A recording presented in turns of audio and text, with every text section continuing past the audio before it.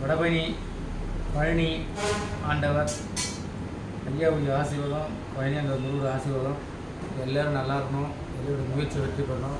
ஒரு நாள் நான் பரஞ்சோதி மாவட்ட போயிட்டு வந்துட்டு இருக்கும்போது அப்புறம் வேலை செஞ்சிட்ருக்கேன்.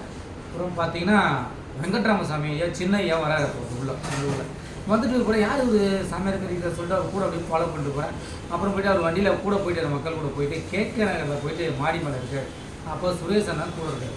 அப்போ என்ன ஆகிப்போச்சு, நான் இவரை ஃபாலோ பண்ணி போயிட்டு அங்கே வெயிட் பண்ணி மாடி மேலே போவேன். மாடி மேலே போயிட்டு சுரேஷ் அண்ணன் பால் வாங்க போயிட்டார். அப்புறம் நான் ஐயாட்ட போய் தனியாக இருக்கார், யாரும் இல்லை நம்ம கேட்கலாம்னு சொல்லிட்டு கேட்குறேன். ஐயா ஆன்மீகத்தை சொல்லிக் கொடுங்க ஐயா எனக்கு அப்படின்னு.